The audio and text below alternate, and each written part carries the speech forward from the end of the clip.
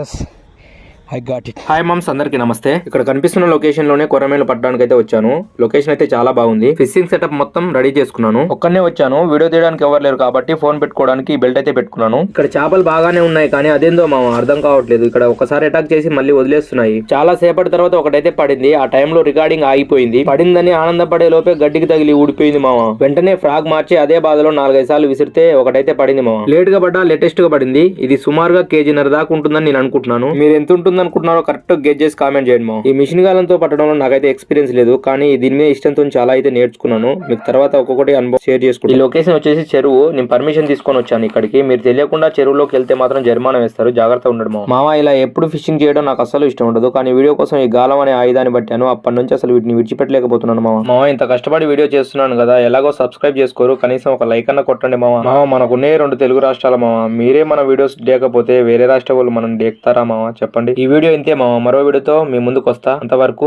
By.